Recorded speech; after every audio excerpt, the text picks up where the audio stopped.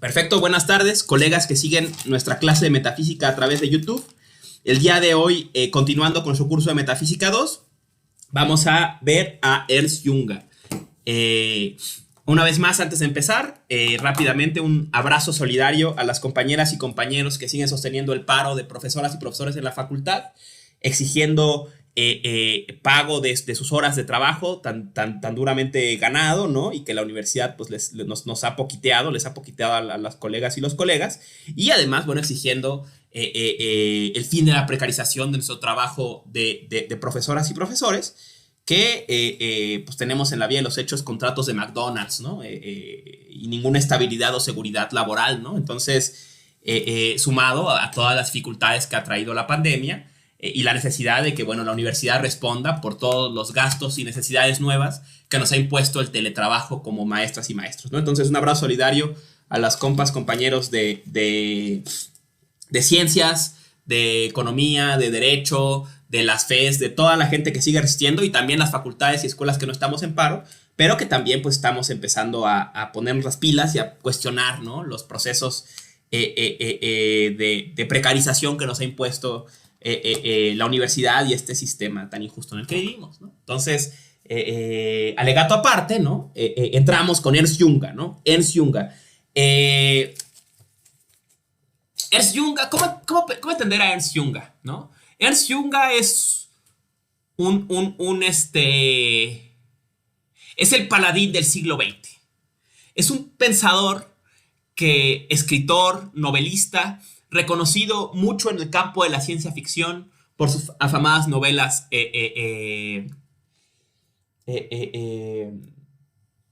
sobre los acantilados de mármol, La tempestad de acero, Las abejas de cristal, el Leópolis, ¿no? El Leópolis era el que quería recordar, ¿no? El Leópolis es su famosísima novela de ciencia ficción, ¿no? Y en fin, un personaje reconocido sobre todo en el mundo de la literatura por sus novelas de ciencia ficción y relatos, reconocido también por el campo de los diarios y los relatos, pero también por el lado del ensayo, ¿no?, que va a ser sobre todo lo que veremos esta clase, algunos de los ensayos de Ernst Junger, ¿no? En estos textos, Ernst Junger da testimonio de su experiencia del siglo XX en todas sus facetas, particularmente atravesado por su aborrecimiento a la modernidad, ¿no? Es un pensador que se confronta con el horror de la modernidad y que va a llevar ese horror a la palabra, ¿no? Esta experiencia de espanto frente a la modernidad va a quedar plasmada en la obra de Junger, ¿no?, a lo largo de los más de 100 años que vivió, ¿no? Ernst Junger nace en 1895 y muere en 1998. Esto quiere decir que va a vivir todo el siglo XX. O sea,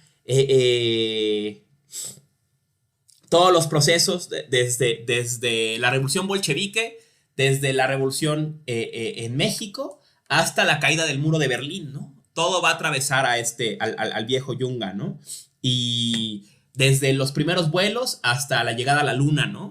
Y más allá, ¿no? Todo esto va a atravesar a Ernst Junger, ¿no? Y va a dar testimonio, pues bueno, en su obra de esta experiencia, ¿no? Insisto, ¿no?, en estricto sentido a Junger no se le reconoce muchas veces como filósofo, sino más como literato, ensayista, pero veremos sin duda que le demos la nacionalidad de la filosofía o no. Sin duda sus ensayos van a ser muy importantes, ¿no? Van a tener observaciones relevantes para la filosofía y va a ser una influencia importante en pensadores del siglo XX, particularmente tal vez el más reconocido, Martin Heidegger, ¿no? Heidegger va a ser un gran admirador de Junger, ¿no?, de Ernst Junger, toda su vida, ¿no? Y va a intentar mantener un lazo con él toda la vida, ¿no? Entonces, Junger, ¿por qué hablar de Junger en este curso antes de entrar de lleno, ¿no? Junger va a tematizar el problema de la nada, ¿no? El tema que da cohesión a este curso, ¿no? El horizonte de la nada como confrontación con la metafísica occidental, ¿no? Y la va a experimentar particularmente a través de la experiencia, ¿no?, la llamada experiencia del nihilismo, ¿no? Junger, dicho en otros términos, es un pensador del nihilismo, de la época del nihilismo. Decía el propio Heidegger que Junga es el continuador de Nietzsche. Junga toma las pistas que deja Nietzsche sobre la experiencia del nihilismo, sobre este inquietante visitante que toca nuestra puerta, como le llaman los fragmentos póstumos, y de este inquietante visitante va a hacer una topografía profunda, ¿no? ¿Qué es el nihilismo? ¿Qué es la experiencia del nihilismo en la modernidad y cómo se va configurando, ¿no? Va a descubrir Junga, junto con otros pensadores del nihilismo del siglo XX, que va a haber muchas características del nihilismo que veía Nietzsche y que en el siglo XX no se van a cumplir, ¿no? Por ejemplo, mencionándolas de pasada, la idea de que el nihilismo es caos, ¿no? Va a decir Junga, el nihilismo es el exceso del orden, ¿no? Todo está ordenado en la época del nihilismo, que el nihilismo es enfermedad, va a decir, no, el nihilismo es la época de la suprema salud, ¿no? Donde todo dolor va a ser suprimido en favor de un máximo estado de salud y bienestar, ¿no? De una maximización del rendimiento del cuerpo humano, ¿no? Va a cuestionar, por ejemplo, que el nihilismo es falta de metas, ¿no? El nihilismo está ávido de metas, ¿no? Hay un montón de cosas que alcanzar y siempre hay objetivos nuevos que ponerse, ¿no? Y la marca suprema de esta avidez de metas es el progreso, ¿no? El progreso va a ser la iglesia popular del siglo XX, dice Junga, ¿no? La iglesia popular de nuestro tiempo es el progreso, ¿no? El lugar que Dios deja al morir en la época del nihilismo va a ser ocupada por el progreso, ¿no?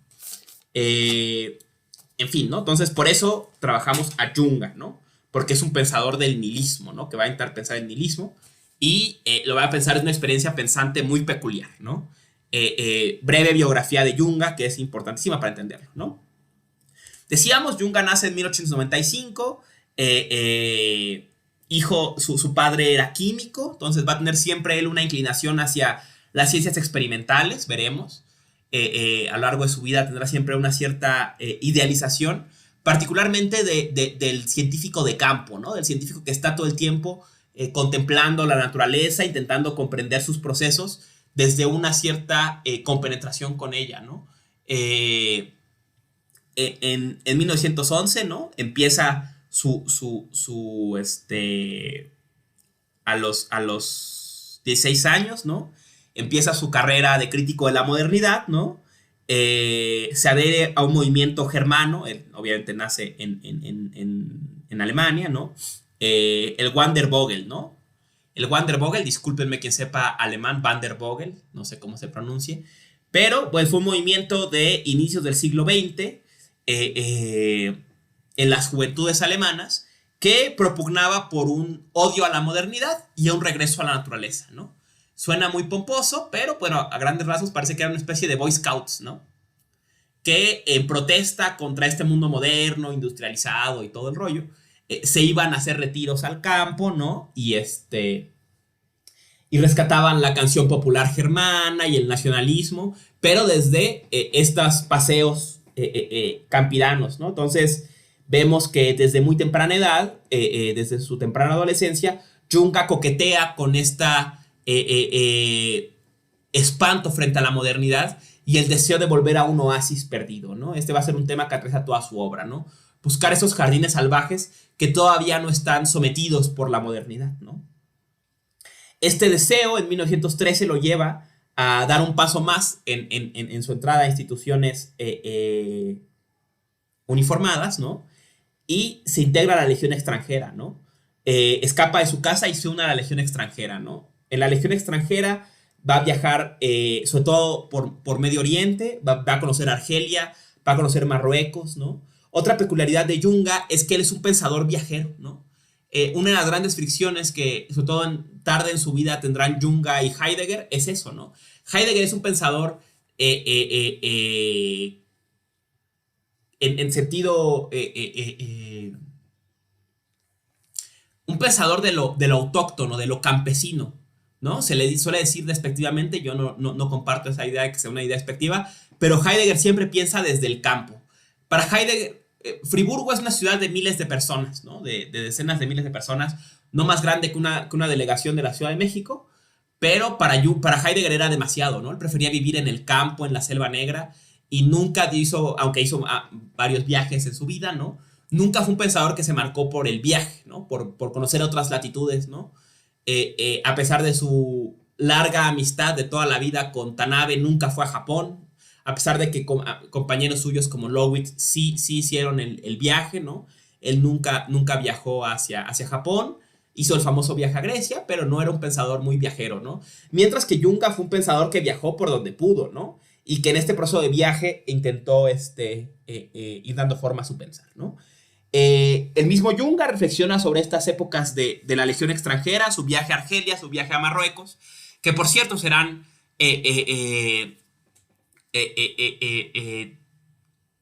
lugares típicos en sus novelas, ¿no? Sus personajes suelen moverse en estos territorios del norte de África, de Medio Oriente, los territorios del Sahara, ¿no? Suele ser alguno de los campos que habitan sus protagonistas en sus novelas, ¿no?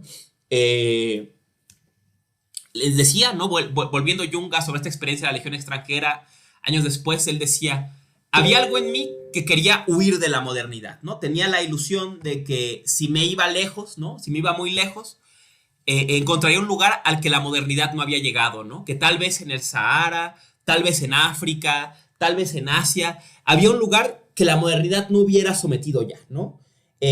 Con horror descubrí, dice Junga, que por más lejos que me iba, a donde llegaba la modernidad ya había llegado, ¿no? Que no había un lugar lo suficientemente lejos como para estar más allá de los límites de la modernidad. Y en otros términos, reconoció que la modernidad tiene un carácter totalizante, que lo abarca todo, ¿no? No había dónde huir de la modernidad. No había un lugar en la Tierra que no estuviera ya alcanzado por la modernidad en algún sentido, ¿no? Al estallar la Primera Guerra Mundial, siguiendo su carrera militar, ¿no? Se enlista en el ejército alemán y pelea, ¿no? En el ejército alemán, recibe severas heridas en el pecho y la cabeza que le ganan la medalla al mérito a los 23 años, ¿no? Al final de la guerra. Esto quiere decir que Junga tiene desde joven una carrera próspera en las Fuerzas Armadas, ¿no? Será algo importante en su vida, ¿no? Ese tema, ¿no? Pero, saben ustedes, ¿no? Uno de los temas fundamentales de la obra de Junga, particularmente la que veremos el día de hoy, es la experiencia de la Primera Guerra Mundial, ¿no? La Primera Guerra Mundial es una guerra nueva, ¿no? Una guerra que va a estar peleada más claramente por estados-nación modernos, por ejércitos modernos, con formas de reclutamiento modernas y particularmente con medios técnicos modernos, ¿no? O sea, con los primeros tanques, los aviones, las ametralladoras, los lanzallamas, los automóviles, ¿no? Va a ser la guerra que va a dar paso de las llamadas guerras caballerescas, heroicas, que todavía de algún modo sobreviven en el siglo XIX, a la guerra moderna, ¿no? A la guerra moderna, armamentística, tecnológica, etcétera, estatista, militar, todo el rollo, ¿no? Va a ser la Primera Guerra Mundial, ¿no? Y Junga va a estar en la primera línea de esta guerra, ¿no? Haciendo una experiencia pensante del trauma que implica este cambio en la forma de hacer la guerra, ¿no? Particularmente va a ser Junga atravesado por la experiencia de la trinchera, ¿no? De la llamada guerra de trincheras, ¿no? Que ustedes saben, en la Primera Guerra Mundial se empezó estas guerras, ¿no? En que se peleaban metros, ¿no? De empujar trincheras de alambre de púas de un lado contra otro, y entonces el otro regresaba y se peleaban por unos cientos de metros devastados, ¿no? Por tormentas de fuego, ¿no? Del avance, ¿no? Recomiendo ampliamente, ¿no? De una vez lo digo, vean la película de 1917, ¿no? 1917, esta película que estuvo nominada a los Oscars el año pasado, ¿no? Ilustra muy claramente, ¿no? La experiencia de la guerra de trincheras, ¿no? Y un poco, sobre todo al principio, los campos lunares que le tocó vivir a Junga, ¿no? Y de los que basa su obra, ¿no? Entonces, este trauma, ¿no? De la Primera Guerra Mundial, ¿no? Aunado a su capacidad literaria, ¿no? Lo van a motivar a publicar su primer gran obra en 1920, La Tempestad de Acero, ¿no? Y La Tempestad de Acero, pues justamente es un intento de dar testimonio de la experiencia de la guerra de trincheras, ¿no? Va a ir acompañada de obras como Fuego y Movimiento, La Movilización Total, ¿no? De los años de 30, ¿no? Las dos, ¿no? Los dos ensayos, ¿no? Va a publicar una serie de libros, de fotolibros, ¿no? Con fotografías de la guerra curadas por él, ¿no? Es curioso que este método sería interesante que se rescatara más en filosofía, ¿no? No los libros de ensayos, porque los libros de fotos de Junga, varios de ellos, por cierto, en la Biblioteca Central, están acompañados de breves ensayos. De hecho, Fuego y Movimiento viene en uno de ellos, ¿no? Pero ilustra sus ensayos, ¿no? Con una curaduría de fotografías de la guerra, ¿no? O sea, no solamente explica los procesos, sino te los muestra, ¿no? Tiene uno que es solamente fotografías del proceso de guerra, de las armas, y explica cómo estas nuevas armas implican un cambio en la lógica de la guerra. Y otros, otro muy famoso, son solamente retratos, ¿no? Solo retratos de soldados, ¿no? Que pues, evidentemente muchos perdieron la vida en el proceso, ¿no? Pero son solo retratos de los soldados, ¿no? En el tiempo de entreguerras, ¿no? Se dedica a la filosofía por un lado y a la entomología, ¿no? Por otro, ¿no? Estudios en filosofía y en entomología, ¿no? Vemos aquí reaparecer su interés por las ciencias experimentales, ¿no? Y particularmente por la entomología, ¿no? Para Junga será muy importante el estudio de los insectos en su obra, ¿no? No solamente en la obvia Abejas de Cristal, sino siempre será un tema, ¿no? El insecto, el molusco, ¿no? Va él a adoptar una práctica en los años posteriores y que va a aparecer regularmente en sus novelas, que llama la cacería sutil, ¿no? Que es una práctica que consiste en durante un rato en un paraje natural, ¿no? Seguir un animal, ¿no? Perseguirlo y ver cómo se comporta, ¿no? Seguir a una oruga, seguir a una catarina, seguir a una cangrejo, ¿no? Y ver qué hace, cómo se comporta, cómo interactúa con su medio, ¿no? Es una cacería sutil a una libélula, ¿no? Porque busca perseguir al animal sin nunca atraparlo y además de algún modo intentar comprender su comportarse, ¿no? Junga va a soñar, ¿no? Y en sus novelas será un tema frecuente, que si uno contempla la naturaleza por mucho tiempo, ¿no? Una contemplación recurrente de naturaleza, ¿no? En que la ciencia se desdibuja con la práctica religiosa, ¿no? Con una especie de contemplación, una ascética, ¿no? De contemplación de naturaleza, ¿no? Uno logra comprender en la diversidad de la naturaleza, ¿no? Una suerte de fuerzas fundamentales, ¿no? De fuerzas y sistemas fundamentales que dan forma a todo lo que es, ¿no? Más allá de su apariencia de devenir, hay unas ciertas fuerzas inamovibles, ¿no? Que nunca cambian y que solamente se ven a través de estos procesos de contemplación de naturaleza, de cacería sutil. Y bueno, ese interés nace en él en entreguerras, ¿no? En 1932, un año antes del ascenso de Hitler al poder, el año tal vez, el primer año en que el movimiento nacional socialista va realmente a mostrar su músculo, en 32, que hay dos elecciones, se disuelve el Congreso 2 veces en Alemania, y es pues el último año de la República de Weimar, ¿no? Básicamente el fin de la democracia institucional germana, ¿no? Esta época, ¿no? Junga publica El Trabajador, ¿no? Una de sus obras más importantes, que es un ensayo en que va él intentar analizar la figura, dice él, hablaremos un poco del ensayo, pero a grandes rasgos, dice él, el trabajador es la figura de la modernidad, el tipo de ser humano que habita y reproduce la modernidad, ¿no? Que está hecho, digamos, adaptado, términos darwinianos, a esta época, ¿no? Va él a utilizar una herramienta de análisis histórico, que es los tipos y las figuras, ¿no? O sea, va a tomar ciertos arquetipos, digamos, y analizarlos como símbolos de una época, ¿no? El más reconocido, por supuesto, es el trabajador, ¿no? El trabajador, el arquetipo del trabajador, piensa él, es el símbolo del hombre moderno, ¿no? Del hombre que está adaptado perfectamente a vivir a la modernidad. Si hubiera que compararlo con algo, el trabajador es como el último hombre de Nietzsche, del Zaratustra de Nietzsche, ¿no? El hombre que parpadea, ¿no? Que es feliz y parpadea, ¿no? Que ya está completamente articulado a la lógica de un tiempo que ya no va a ningún lado y que lo acepta con gusto, digamos, ¿no? Que lo acepta, se integra a él, ¿no? Y disuelve su voluntad al proceso, dirá Heidegger después, ¿no? Dice, el trabajador es la materia prima más valiosa porque es capaz de disolver su voluntad al proceso de la modernidad, ¿no? Y hacer como que esto que está pasando es aparte lo que él quiere que pase, ¿no? En fin, hablaremos más del trabajador, pero aparece en 32 el trabajador.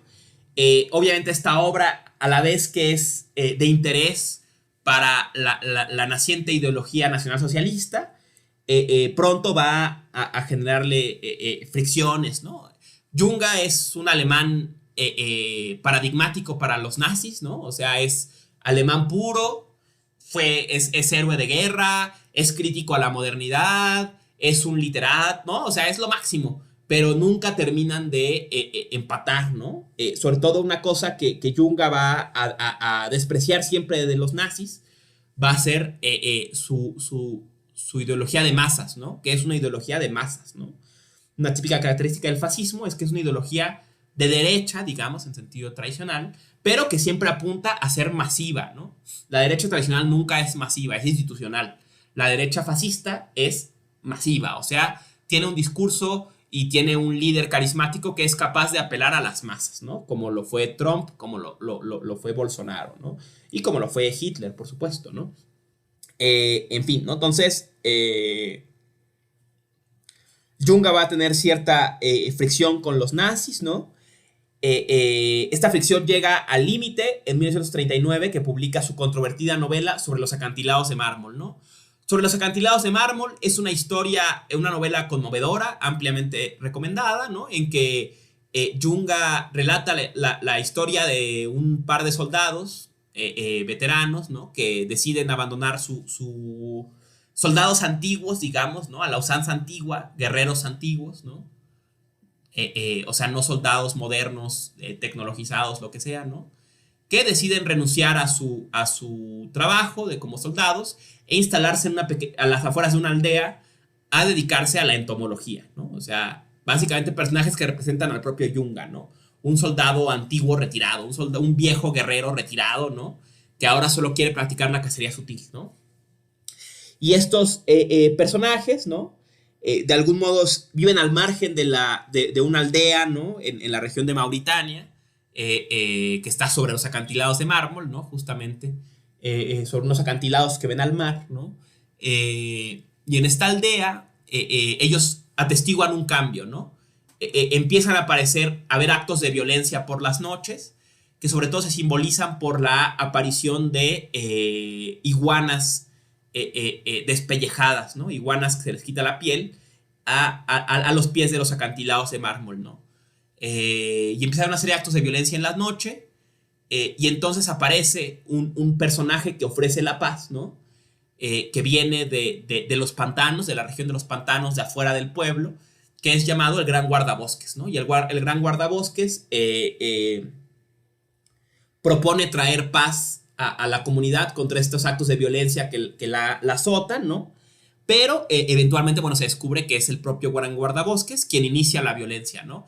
Y esto se descubre en un episodio, entre otros en un episodio dramático, en que no recuerdo quién es, ¿no? Que hace este viaje, creo que es el protagonista o alguien, no recuerdo la novela, la leí hace tiempo, ¿no? Llega a los pantanos, ¿no? Y descubre una choza en el pantano. Y en esa choza descubre a los asistentes del Gran Guardabosques practicando este acto de despellejamiento no recuerdo, creo que ya estaban despellejando humanos, no me acuerdo, ¿no? Pero bueno, estos actos de violencia de forma sistemática, ¿no? Dice, ni siquiera eran diabólicos o lo hacían con violencia, lo hacían como un trabajador en una línea de producción que hace un trabajo, ¿no? Y estos eran los operadores del Gran Guardabosques que hacían la violencia para legitimar el régimen totalitario del Gran Guardabosques, ¿no? No hacía falta ser Freud para darse cuenta que era una evidente alegoría de Hitler, ¿no? Y del nacionalsocialismo, y algún suspicaz diría de lo que luego vendrían a ser los campos de concentración, una visión de que vendría el proceso de los campos de concentración, Y obviamente, bueno, la novela no fue muy bien tomada, ¿no? De hecho, se amenazó o sea, hubo gente que pidió la cabeza de Yunga dentro del partido nazi, literalmente, que bueno, era la usanza en la época matar a los enemigos políticos, ¿no? Entonces, no habría sido raro. Pero al parecer, una vez más, lo salva ser un militar condecorado y coincide con el estallido de la invasión de Polonia en septiembre de 39 y entonces, bueno, el inicio de la Segunda Guerra Mundial y que obviamente implica, bueno, que Yunga vuelva al servicio militar, ¿no? Activo. Se le manda a participar de la ocupación francesa, ¿no? De la ocupación de Francia por parte de los alemanes, ¿no? Y él se instala como capitán en París, ¿no? Y al parecer, bueno, no es se aprovecha este tiempo para codearse, pasarse sus días en el Maxims comiendo, ¿no? En el famosísimo restaurante, ¿no? Y codeándose con los intelectuales parisinos, ¿no? Particularmente con Picasso en este tiempo. Toda esta apacible vida, ¿no? Termina cuando la conspiración para matar a Hitler de Straffenberg fracasa, ¿no? Se descubre el plan, ¿no? Y aunque no había evidencias claras de que Yunga estuviera vinculado, muchos de los participantes eran cercanos a él. Y bueno, él, antes de que otra cosa pase, es dado de baja del ejército en 44, ¿no? Afortunadamente, bueno, termina la guerra pronto y no hay tiempo de que los nazis ejecuten su venganza plena contra Yunga. Aunque bueno, sí habían prohibido su obra por largo tiempo, ¿no? Yunga se niega también a participar del proceso de nazificación impuesto por los aliados, cosa que mantiene su obra censurada también durante largo tiempo después de la Segunda Guerra Mundial. Pero ya en 65 se publican o empieza el proceso de publicación de sus obras completas, ¿no? Es irónico, ¿no? Normalmente cuando publican sus obras completas es el beso de la muerte, ¿no? O sea, es porque ya tus colegas y editores reconocen que ya te vas a morir, ¿no? Irónicamente a Yunga le quedaban todavía casi 40 años más después de el inicio de publicar sus obras completas, ¿no? En los 50s y los 60s produce una serie de obras llamadas Viajes, ¿no?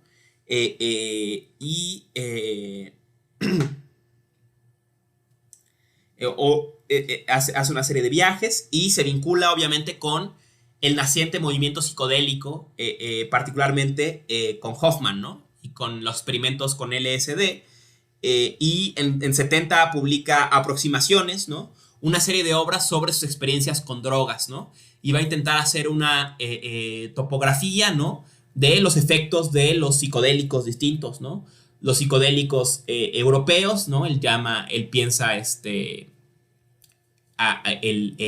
básicamente el alcohol, el éter, ¿no? No recuerdo qué otro más, ¿no? Luego están los asiáticos, ¿no? Que básicamente tienen que ver con el opio, las distintas formas de opio, y los mexicanos, ¿no? Que tiene que ver con los hongos, ¿no? Al parecer viaja a México, no recuerdo si tiene contacto con María Sabina, pero creo que sí, y participa de ceremonias de hongos aquí en México, ¿no? Y produce sobre eso, ¿no? En 1977 su obra va a dar otro giro interesante, ¿no? Y van a aparecer dos textos paralelos, ¿no? Eumesville, la novela de Eumesville, ¿no? Y el ensayo de El Trabajador, ¿no? Digo, de La Emboscadura, perdón. La Emboscadura y Eumesville. Estos dos textos son casi paralelos, ¿no? La Emboscadura, veremos, es un ensayo, mientras que Eumesville es una novela, pero en las dos se contempla al mismo personaje, ¿no? O a la misma figura, ¿no? Ya Jung había hablado de la figura del soldado desconocido, que básicamente era él, ¿no? Esto es, los últimos viejos soldados que se enfrentan a la modernidad naciente como algo extraño, ¿no? Luego están el trabajador, ¿no? El ser humano que habita la modernidad.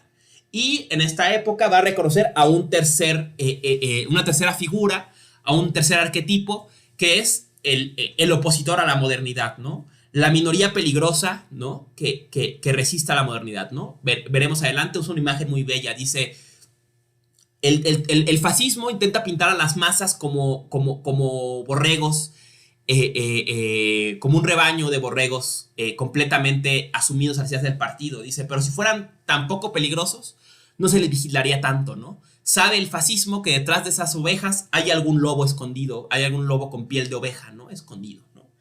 Este personaje, este lobo con piel de oveja, es en Eumesville el anarca, ¿no? Y en la emboscadura, el emboscado, ¿no? Esto es una minoría radical que a partir de actos individuales simbólicos se enfrenta a... se confronta con la modernidad, ¿no? El soldado que no obedece las reglas, las órdenes del comandante y carga contra el enemigo, el bolchevique que enfrenta balazos a los nazis aunque sabe que va a perder, la persona que vota no cuando todos votan que sí, aunque su voto no sirva para nada, ¿no? Este personaje es el emboscado, ¿no? Y por otro lado, ¿no? En el caso de Eumesville, ¿no? Se narra la historia de un joven historiador que después de años de estudios de historia y demás, y de decepciones políticas y demás, decide asesinar a el Cóndor, ¿no? El Cóndor es un comandante del ejército, una especie de líder de Batallón Olimpia o algo así, ¿no? Equivalente, ¿no? Decide asesinarlo, ¿no? Con una bomba, ¿no? Pero mientras lo asesina, para ganar su confianza, decide volverse su cantinero, ¿no? Entonces entra a trabajar a la guarida del Cóndor, ¿no? Y en esta guarida se vuelve su cantinero y mientras trabaja en la cantina, ¿no? Utiliza su posición privilegiada como confidente, como cantinero, para hacer un análisis de los poderosos. ¿Cómo es un poderoso, ¿no? ¿Qué hace alguien volverse poderoso en este mundo, ¿no? Y lo analiza a partir de un proceso mientras prepara este plan de detonar una bomba en el castillo y escapar al bosque, ¿no?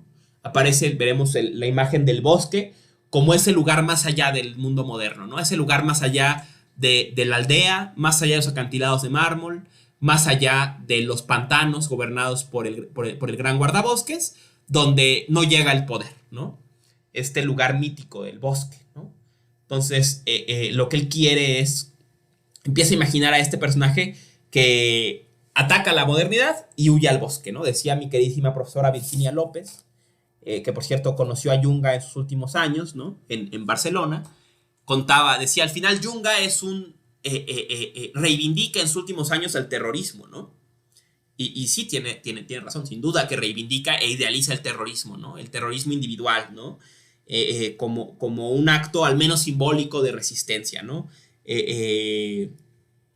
Una minoría irreductible, ¿no? Sin duda hay un guiño a la conspiración de las células de fuego, ¿no? Del siglo XXI, ¿no? Pero, bueno, es una idea que Yunga va a vislumbrar en sus últimos años, ¿no? En sus últimos años se convierte al catolicismo y, bueno, finalmente sucumbe, ¿no? En 1998, ¿no? Después de haber atravesado el siglo más convulsivo de historia moderna, ¿no? El siglo de historia moderna más, sí, ¿no? El siglo XX. En fin, ese es Yunga, ¿no? Es un poco su biografía, ¿no? Su contexto, el contexto de los textos que vamos a ver. Y ahora, bueno, entremos de lleno a la materia, ¿no? A los textos de Yunga, ¿no?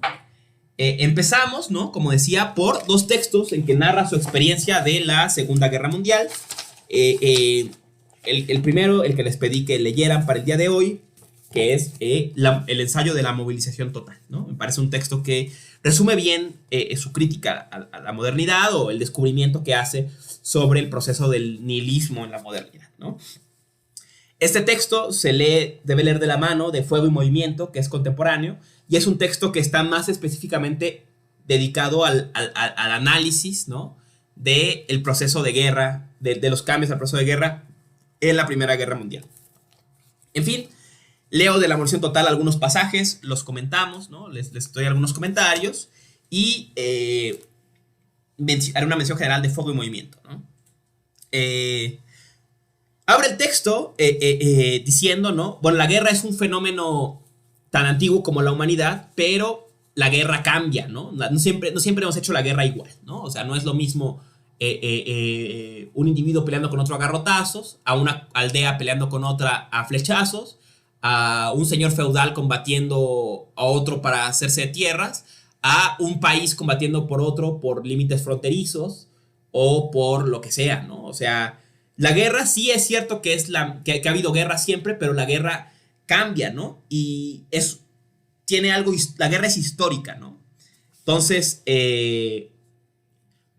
analizar los procesos de guerra de cada época puede servir como una herramienta hermenéutica, ¿no? Para entender lo peculiar de esa época, ¿no? O sea, cada época ha hecho la guerra, pero cada época la ha hecho distinta. Y entender esa forma peculiar de hacer la guerra de cada época es una pista para entender cómo esa época opera, ¿no? Y evidentemente, bueno, él va a voltear a ver hacia la guerra moderna, ¿no? Cómo la guerra moderna dice, ¿qué dice la guerra moderna, la Primera Guerra Mundial, sobre la modernidad, ¿no? Dice, la primera marca es que el genio de la guerra se compenetró con el espíritu del progreso. O sea, en Segunda Guerra Mundial, la guerra se une a la idea de progreso, ¿no? Veremos en qué sentido, ¿no? Pero no es difícil ver a dónde va, ¿no? Ambos fenómenos, la guerra mundial y la revolución mundial, guardan entre sí una relación mucho más estrecha de lo que a primera vista parece. Son los dos lados de una misma acontecimiento cósmico y en muchos aspectos dependen el uno del otro en lo que concierne a su génesis como en lo que refiere a su estallido, ¿no? O sea, Jung aquí va a dar un paso revolucionario, ¿no? La Primera Guerra Mundial y la revolución, concretamente la revolución rusa, y probablemente está pensado también las revueltas de 1918 en Alemania, ¿no? Tal vez hace 21 y demás, ¿no? Son de la misma naturaleza. La guerra y la revolución son de la misma naturaleza. ¿Por qué? Porque la guerra moderna y la revolución moderna emparejan guerra y progreso, ¿no? O sea, es una guerra que trae algo nuevo, ¿no? La idea de que esa guerra va a tener un nuevo orden mundial, ¿no? Él pensaría que esa es la gran novedad de nuestro tiempo, ¿no? Y que las guerras traen nuevo orden mundial, y que esas guerras se pelean en términos de progreso, ¿no? Donde la fuerza más progresista, técnica o ideológicamente o científicamente, debe vencer a la menos progresista, ¿no? Así entre las naciones, la nación más militarmente y científicamente desarrollada debe vencer a la menos desarrollada, pero también en la revolución, ¿no? O sea, las fuerzas progresistas de la clase obrera que tienen de su parte la ciencia del materialismo histórico y dialéctico y todo ese rollo, deben vencer a las fuerzas arcaicas de la burguesía, ¿no? Y más a las aún más arcaicas de la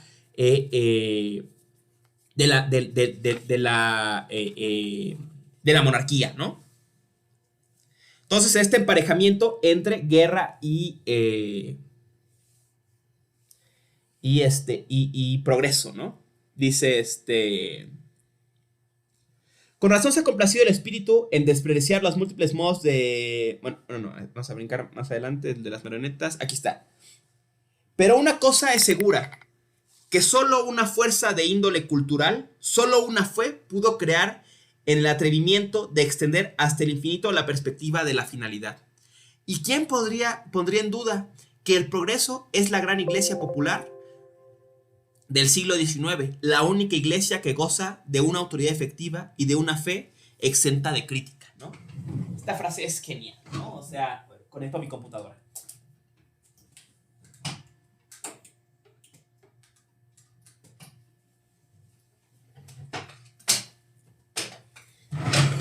¿Quién negaría que el progreso es la iglesia popular del siglo XIX, ¿no? En términos nietzscheanos, ¿no? La pérdida de Dios es la pérdida de que todo esto va hacia algún lado, ¿no? Recuerdan esta idea de Nietzsche, ¿no? Veíamos el semestre pasado, ¿no? El nihilismo está conectado con la muerte de Dios porque perdemos la idea de finalidad, de que la vida va a algún lado, ¿no? Dice aquí Jung, primer cambio con Nietzsche. Nietzsche se perdió a Dios, pero nunca se perdió la finalidad. En cambio, fue Dios reemplazado por la pura idea de finalidad, de progreso, de que la humanidad va para mejor. Ya no a una salvación extramundana, sino a un estado de máxima felicidad que se va a alcanzar a través del desarrollo técnico y científico, ¿no? Entonces, en ese sentido, el progreso de la iglesia popular del siglo XIX, ¿no? Y este progreso va a expresarse el nuevo mundo que está creando en la Primera Guerra Mundial, ¿no? Dice Jung, ¿no? Para entender la Primera Guerra Mundial hay que, la guerra, ¿no? De su tiempo, no sabía que era la primera de muchas, ¿no? Bueno, sí lo sabía, veremos que lo sabía, ¿no? Hay que distinguir dos fenómenos, ¿no? Hay que introducir un nuevo concepto, que es el concepto de movilización total, ¿no? Dice, las guerras anteriores, ¿no? Eh, eh, requerían que los equipamientos y los costes fueran calculables, en cierto modo. Ello hacía que la guerra apareciera ciertamente como un gasto extraordinario, pero no en modo alguno como un gasto ilimitado de las fuerzas y medios existentes. En ese sentido, aún la movilización general seguía recibiendo el carácter de una medida parcial.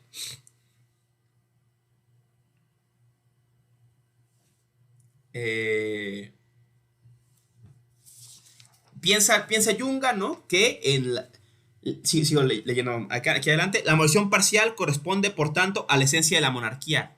Esta sobrepasa sus medidas en la misma proporción en que se ve forzada a dejar que en los equipamientos bélicos participen las formas abstractas de espíritu, del dinero, del pueblo, en suma, los poderes de la naciente nacional democracia, ¿no?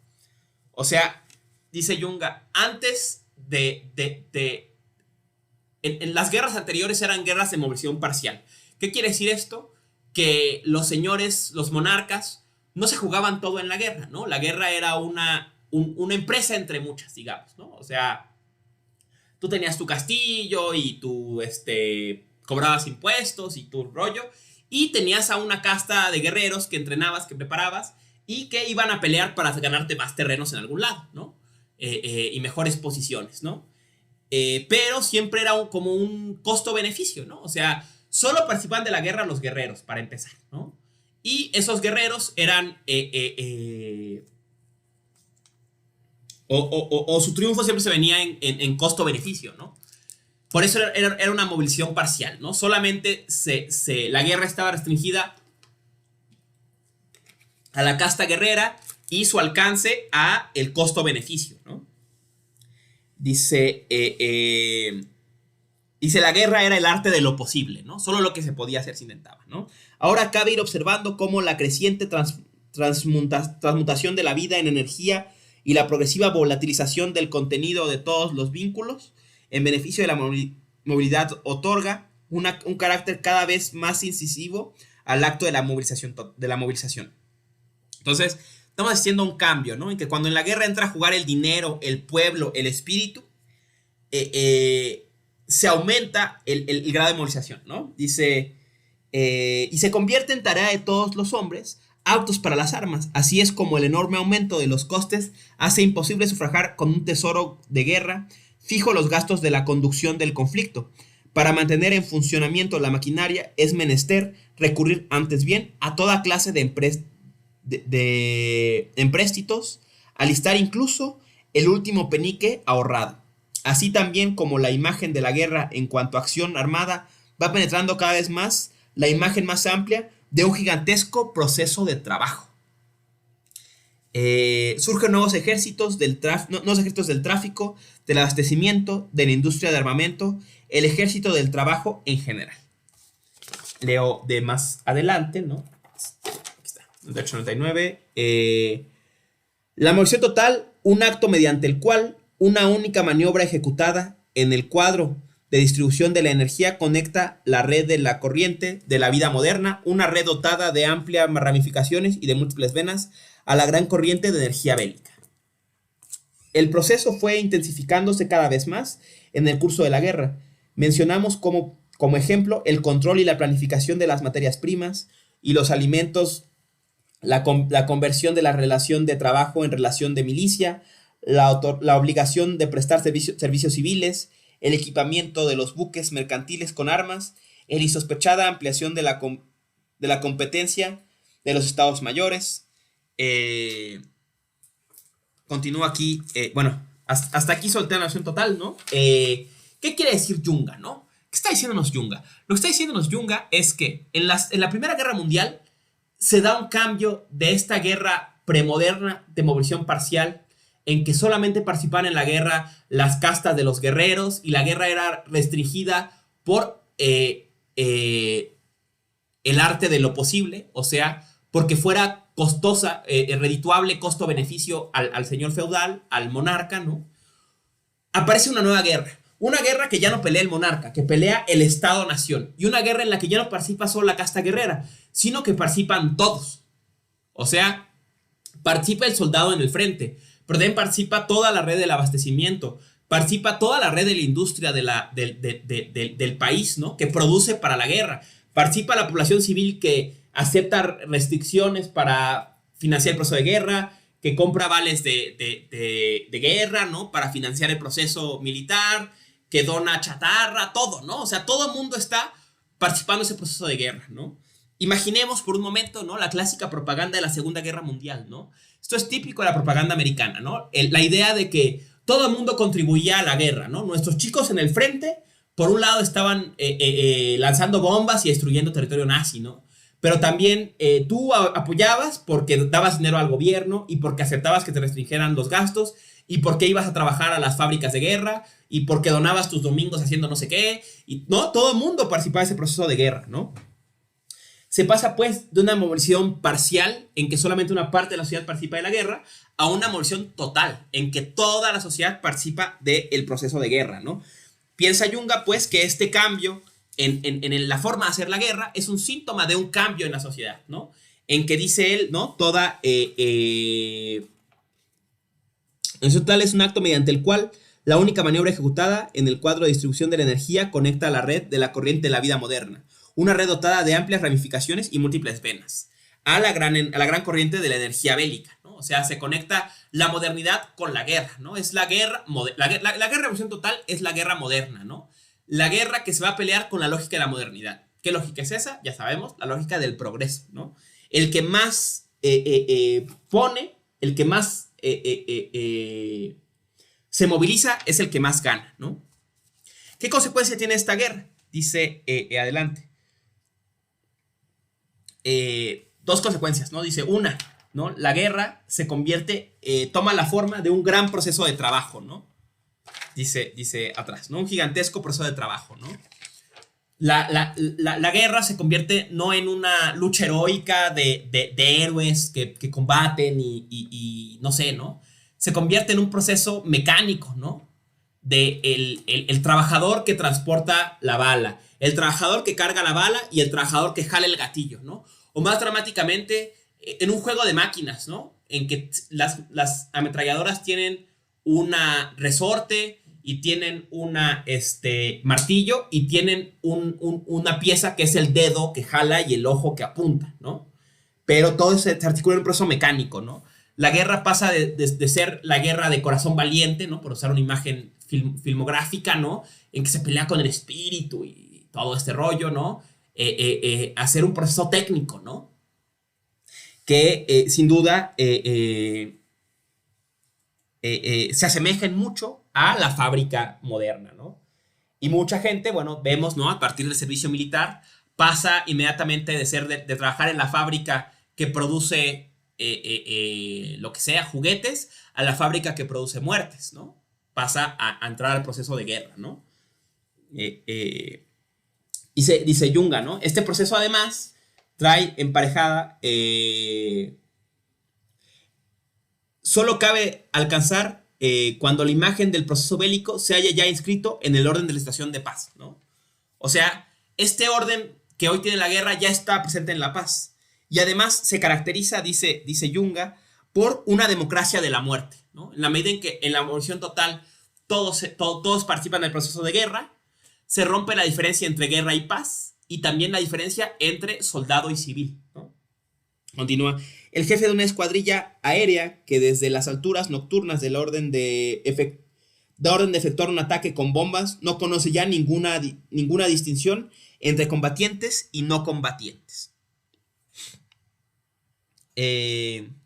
Muchas son las cosas de este género que cabría nombrar, pero basta contemplar esta nuestra vida misma en su completa desencadenamiento y en su implacable disciplina, con sus zonas humeantes, incandescentes, con la física y la metafísica de su tráfico, con sus motores, sus aeroplanos, sus ciudades donde viven millones de personas, Basta contemplar esas cosas para vislumbrar un sentimiento de horror mezclado con placer, que en ninguna de ellas hay un solo átomo que no esté trabajando, y que nosotros mismos nos hallamos adscritos en lo más hondo a este proceso frenético. Más que ser ejecutada, la evolución total se ejecuta a sí misma.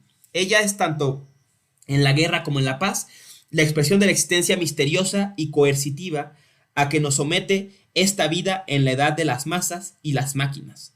Y así ocurre, cada vida individual se convierte cada vez más claramente en una vida de trabajadores, de trabajador, y que las guerras de los caballeros, de los reyes y de los burgueses van seguidas de las guerras de los trabajadores, ¿no?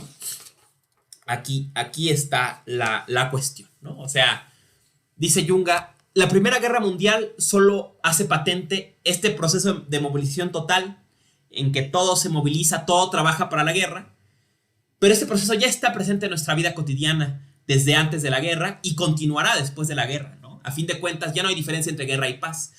La movilización total continúa, aunque ya no esté la amenaza inminente de la guerra, ¿no? O sea, no hay en este mundo moderno de automóviles y zonas humeantes, incandescentes y tráfico y todo, un solo átomo que no esté trabajando, dice bellamente.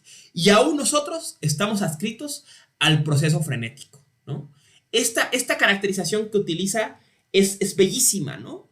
Junga es un gran hacedor de conceptos, ¿no? Y aquí viene uno muy bello, ¿no? ¿Qué es la modernidad? El proceso frenético. Es el proceso frenético de la movilización total, ¿no? Donde no hay un átomo que no esté trabajando. Todo sirve para algo, todo está articulado. En un tiempo articulado para la guerra, pero termina la guerra y la articulación continúa, ¿no? Junga ve esto en la Primera Guerra Mundial, pero no se imaginaba lo que esperaba la Segunda, ¿no? Yo creo que, una vez más, si echamos un ojo a la propaganda de guerra, ¿no? Nos damos cuenta cómo estos procesos, o qué razón tenía Junga, ¿no? O sea, en la Segunda Guerra Mundial, todos los hombres, por decir, por ejemplo, Estados Unidos, ¿no? Todos los hombres en edad suficiente debían reportarse al frente, ¿no? E ir a pelear. Pero quien no iba al frente también tenía que hacer algo, ¿no? Tenía que ayudar juntando chatarra, tenía que ayudar comprando bonos de guerra, tenía que ayudar aceptando las restricciones que el gobierno implicaba, tenía que ayudar trabajando en las fábricas para el abastecimiento, tenía que ayudar dando a sus hijos, hermanos y demás sacrificados al proceso de guerra, ¿no? Y poniendo de su parte para este proceso o incluso, bueno, alimentando la propaganda, ¿no? Hasta Walt Disney se articuló el proceso de guerra, ¿no? Generando propaganda contra las potencias del eje, ¿no? Hasta un ejemplo genial que me encanta de esto es ¿saben ustedes? O tal vez no lo saben, te los digo ahora, ¿no? Antes de la Segunda Guerra Mundial, el color de la etiqueta de Pepsi era amarillo, ¿no? Era amarillo, pero deciden durante la Segunda Guerra Mundial, para apoyar el esfuerzo bélico, cambiar por el patriótico rojo, blanco y azul, ¿no? Y entonces, con eso, alimentar el espíritu patriótico y hacer más fácil a la gente sacrificar su voluntad a este proceso de movilización total, ¿no? Pero, curiosamente, pues sabrán ustedes que después de la Segunda Guerra Mundial termina en 45, pero Pepsi nunca vuelve a hacer su etiqueta amarilla, ¿no? Entonces, para Pepsi la guerra nunca terminó, ¿no? Pepsi entiende que la movilización total que la guerra favorece continúa en la época de paz, ¿no? Continúa el proceso frenético en que todo está trabajando, ¿no? Ya no en favor de la guerra, sino en favor de Estados Unidos, en favor del progreso, en favor de la humanidad, ¿no? De alguna de estas hipóstasis, pero todo esto continúa. Dice Junga,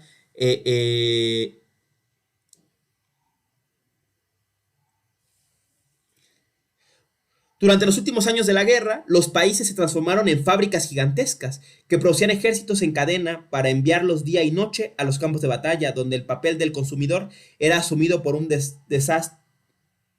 desgaste cruento que asimismo se había vuelto muy mecánico, ¿no? O sea, los países tenían que producir maquinarias de guerra, ¿no? Producir balas, producir tanques, producir aviones, producir alambre de púas y producir soldados. Y los soldados eran consumidos, ¿no? Desgastados, mecánicamente en el frente, ¿no? Se gastaban las balas, se gastaban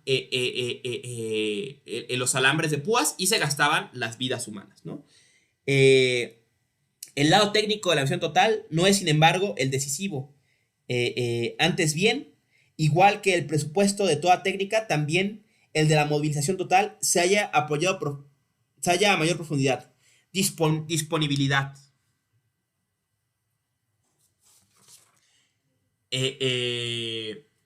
Dice, piensa Junga, ¿no? El fondo de la misión total es poner todo disponible, todo al alcance de la mano, todo listo para ser utilizado, ¿no? Para ser consumido, dispuesto, ¿no? Heidegger va a tomar esta idea de Junga y va a decir, la modernidad convierte a todo en existencias. ¿Qué quiere decir existencias? Imaginemos, ¿no? Que convierte el mundo en un gran almacén, ¿no? Y en este almacén todo tiene que estar inventariado. ¿Qué es? ¿Cuánto hay de eso? ¿Y para qué sirve? ¿No? Yo siempre pienso en esto en el himno nacional, en el patetiquísimo himno nacional de nuestro país, ¿no? Y de cualquier país, ¿no? Patético, ¿no? Esos himnos nacionales, ¿no? Piénsenlos, listan todos los bienes de la patria, ¿no? Y los cohetes, y los cañones, y el mexicano remata con un soldado en cada hijo te dio, ¿no? O sea, nos inventaría como útiles para ser consumidos por la patria, ¿no? A su conveniencia, ¿no? Nos pone disponibles, ¿no? Y nos recuerda que estamos disponibles para ser utilizados, ¿no? Todos los hombres que hemos tenido la desgracia de hacer el servicio militar en nuestro país, sea cual sea este país, ¿no? Sabemos que agarras este papelito, que en el caso de México es un papel patético hecho en una fotocopia, ¿no? Y en ese papel dice en qué estante estás inventariado, ¿no? Y si algún día México hace la guerra, en qué cuadrante del proceso de guerra te van a consumir, ¿no? O vas a ser desgastado para alimentar este proceso, ¿no? Como la materia prima que eres para este mundo, ¿no? Dice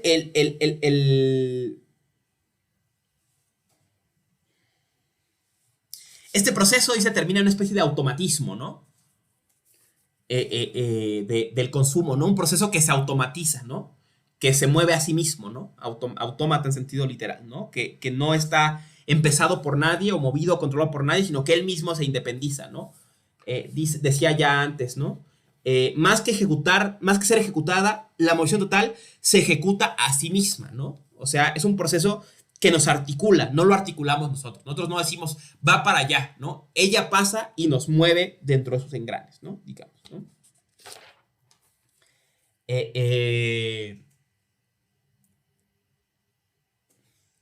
Dice aquí, esta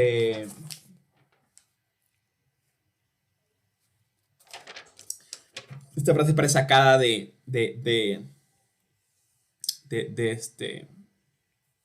Max Stirner, ¿no? Dice, en nuestros días un pedazo de papel, un pedazo de papel, por ejemplo, en la que está escrita una constitución, significa algo parecido a lo que significa en el mundo católico una hostia consagrada, que tan entusiasta, tan ávida de muerte, como apenas sí, aquí está. Sí, ¿no? No está, perdón, está, se me ha desordenado mis copias. Aquí está.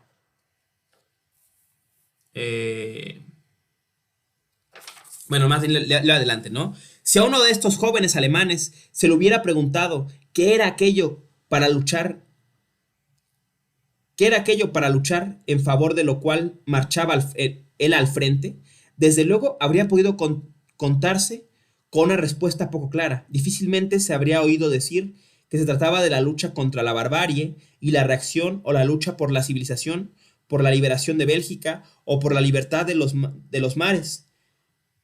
Pero ¿acaso se habría escuchado esta respuesta? Por Alemania. Que era la frase con que se lanzaba al ataque los regímenes de voluntarios, ¿no? ¿Por qué mueres? ¿No? Por Alemania, ¿no? Decía Stirner,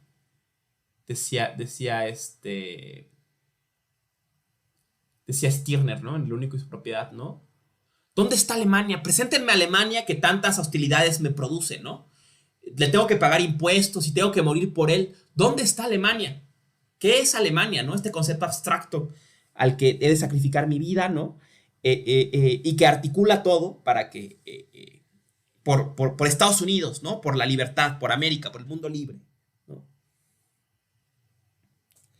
Continúa, dice, la moción total cambia de área, pero no de sentido cuando empieza a poner en movimiento las masas de la guerra civil en vez de los ejércitos de la guerra exterior, ¿no? Una vez más, aquí la idea que tiene Junga de que la guerra y la revolución del siglo XX están movidas por el mismo motor, ¿no? Dice, describiendo la guerra, dice, no había ninguna diferencia esencial entre quienes jugaban en un lado y quienes jugaban en el lado contrario, ¿no? No hay diferencia entre los lados, todos, no hay buenos y malos, digamos, ¿no? Todos solamente están articulados en este proceso técnico de movilización total, ¿no? En favor del progreso, ¿no? El patriotismo está siendo sustituido por un nacionalismo nuevo, fuertemente impregnado de elementos conscientes. En el fascismo, en el bolchevismo, en el americanismo, en el sionismo, en los movimientos de los pueblos de color, se dispone el progreso a efectuar avances hasta hace poco se hubieran tenido por impensables. Son muchos los sitios donde ya casi se ha desprendido la máscara humanitaria. En su lugar aparece el fetichismo medio grotesco, medio bárbaro de la máquina, un ingenuo culto de la técnica. Si simultáneamente crece el aprecio de las masas, la cantidad de asentimiento de público está convirtiéndose en el factor decisivo de la política, en especial el socialismo y el nacionalismo, son las dos grandes piedras de molino entre las cuales tritura el progreso los restos del mundo viejo y finalmente se tritura a sí mismo. Durante un espacio de tiempo que ha durado más de un siglo, la derecha, entre comillas, y la izquierda, entre comillas, han estado jugando a la pelota con las masas cegadas por la ilusión óptica del derecho de sufragio.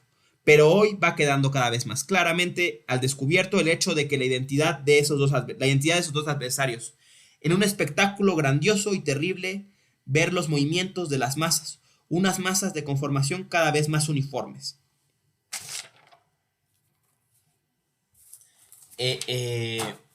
Hasta ahí la emulsión total, ¿no? Vemos, ¿no? Un ensayo que sin duda alimenta el optimismo, ¿no? Y la fe en nuestras instituciones, más ahora que vienen las elecciones más importantes más grandes de México y que tenemos todos pues que asentir y aplaudir, ¿no? A este espectáculo de saltimbanquis que se nos presenta cada 3 años, ¿no?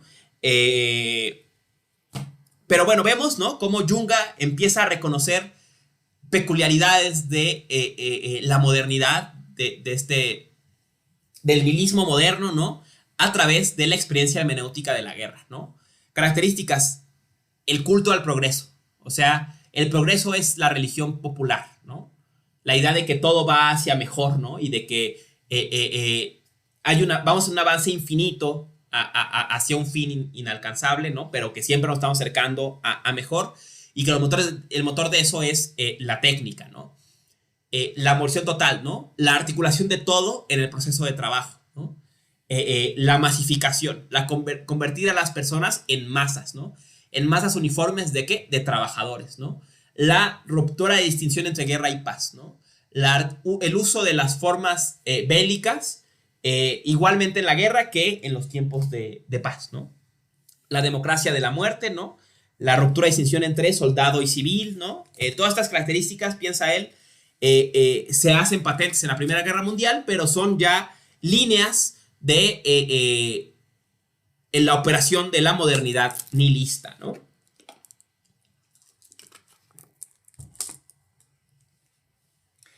En el mismo tono, ¿no? Dice Junga en Fuego y Movimiento, ¿no? Comentemos brevemente solo algunas acciones de Fuego y Movimiento, ¿no?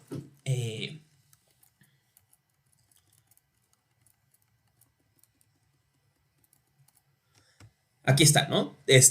Aquí está intentando escribir un poco más a detalle lo que fue la experiencia de la guerra, ¿no? De la guerra de trincheras, ¿no? Dice, surge de esta manera la imagen de la batalla de material. La imagen de una despliegue de energías técnicas enorme, pero cuyo efecto es incapaz de ir más allá del mero éxito táctico. En esas batallas, el incremento del fuego alcanza una proporción nunca antes sospechada. Las artillerías crecen y crecen hasta convertirse en parques de asedio. El número y calibre de sus bocas de fuego aumentan sin cesar.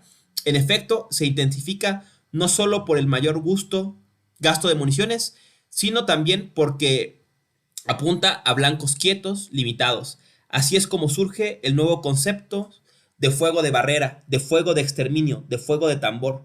El empleo de los gases multiplica la densidad del fuego, pues el gas penetra incluso en los ángulos muertos, en los refugios, lugares a los que no llegan los tiros hechos con metales.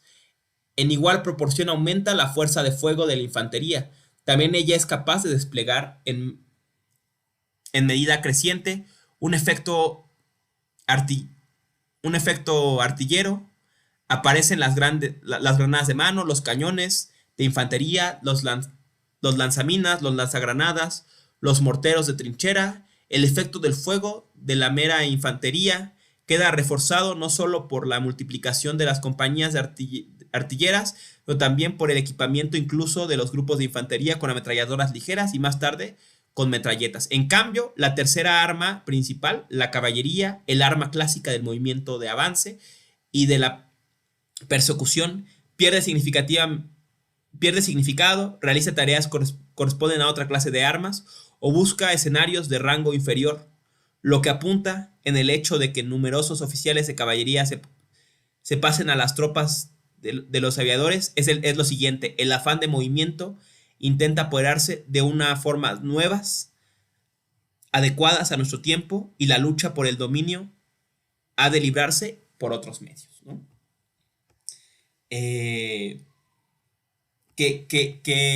Esta descripción más detallada del proceso de guerra, ¿no? Vemos en Yunga, ¿no? Cómo gana fuerza el proceso técnico de fuego, ¿no? En el combate de trincheras, y las formas clásicas, la caballería de avance, se pierden, ¿no? Dice Yunga, la guerra se convierte en una guerra por unos metros, ¿no? Por avanzar la trinchera unos metros hacia adelante o retroceder unos metros hacia atrás, ¿no? Y al final por lo que se lucha es por campos lunares, ¿no? O sea, ya no se combate por Tierra Santa o por ciudades, ¿no? Sino lo que queda en el camino son ruinas, ¿no? Completamente destruidas, ¿no? Que parecen cráteres lunares, ¿no? Simplemente tierras baldías destruidas por las minas, los explosivos, ¿no? Ahí les decía que la película de 1917 ilustra muy bien estos procesos de guerra, ¿no? Y cómo, bueno, la guerra de trinchera es una guerra por tierras de nadie, ¿no? Por campos lunares, ¿no? Esto recuerda mucho en, en, en el conflicto de Siria, ¿no? Saben ustedes, bueno, Siria ha estado en un proceso de guerra civil desde la primavera árabe bastante importante, de conflictos militares internos importantes, y básicamente el territorio se ha dividido entre facciones, ¿no? Mencionemos ahora al gobierno sirio con al-Assad al frente y apoyado por las fuerzas turcas, ¿no? Por el gobierno fascista de Erdogan, ¿no? Por un lado, y por otro lado, pongámoslo así mejor, ¿no? El conflicto que hace años hubo entre el temido Estado Islámico, ¿no? Y las fuerzas kurdas, ¿no? Las fuerzas del confederalismo democrático kurdo que ocupan el norte de lo que eso era Siria, ¿no? Es curioso, ¿no? Las fuerzas kurdas solían clasificarse como organizaciones terroristas, ¿no? Desde 2005 habían adoptado el modelo del confederalismo democrático y propugnaban por una sociedad democrática, ecológica, antipatriarcal y sin Estado, ¿no? Que obviamente son cosas que no son muy populares en el panorama de la política normal moderna, ¿no? Entonces, pues obviamente eran vistos como toda la gente que lucha por cosas así, pues como terroristas, ¿no? Entonces, Pero era tal el terror de Estados Unidos por el Estado Islámico que firmó un acuerdo de colaboración con tácito, bueno, no se firmó nunca un acuerdo, pero se dio una colaboración tácita entre los bombarderos estadounidenses, ¿no? Y las fuerzas kurdas, ¿no? Las autodefensas kurdas, ¿no? Pero es curioso, ¿no? En este proceso era inexplicable que Estados Unidos defendiera a unos comunistas antiestatistas, ¿no? Y su proyecto libertario en un territorio en contra del Estado Islámico, ¿no? Pero relataba a la gente que estaba ahí, ¿no? Que curiosamente los bombarderos, ¿no? Que combatían en ciudades, claro, destruían posiciones del Estado Islámico, pero cuando llegaban a las ciudades recuperadas, ¿no? Pues eran puras ruinas, ¿no? Entonces, en la vía de los hechos, las fuerzas militares americanas, en su colaboración tácita con los kurdos en contra del Estado Islámico, a la vez estaba destruyendo todas las ciudades para que no quedara nada donde reconstruir un nuevo proyecto político, ¿no? Entonces, eso me recordó mucho a estos procesos, ¿no? De que sí, claro, te ayudo y ganas territorio, pues territorio ya son puros campos lunares, ¿no? Puros cráteres de misiles que ya pues, no tienen ya ninguna especificidad, utilidad, ¿no? Forma de darle, de hacerlas habitables, digamos, ¿no? En fin, ¿no? Saltamos ahora del análisis de la guerra de Junga. Vamos a dar un breve paseo por dos textos más, ¿no? Por Sobre el dolor de 34 y El trabajador de 32, ¿no? No entraremos en detalle en el texto, pero vamos a mencionar unas cosas, ¿no? Dice Junga, siguiendo su análisis del nihilismo, ¿no? En Sobre el dolor dice, el dolor nos abre a lo íntimo y al mundo, ¿no? El dolor nos enraiza al mundo, vivir duele, digamos, ¿no? Pero cuando nos duele estamos vivas y vivos, ¿no? Es el dolor lo que nos conecta a este mundo, ¿no? Dice, pero cada época se puede entender por su relación con el dolor, ¿no?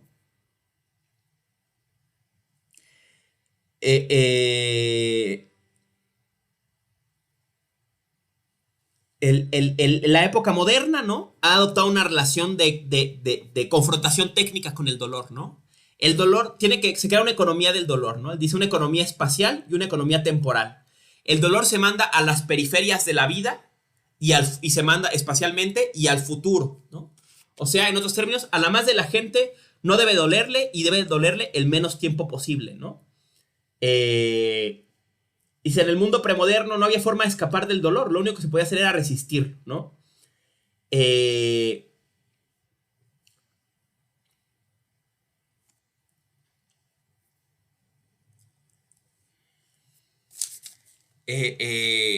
Pero en cambio, ¿no? El mundo moderno, ¿no? Ha utilizado una herramienta para ejercer su poder y someter al humano a la máquina. Y esa herramienta se llama confort. El confort es esta liberación, esta economía técnica del dolor, ¿no? O sea, sacar el dolor de los espectros de la vida, escapar del dolor, digamos, en la cotidianidad, ¿no? Pero a cambio de eso, hay que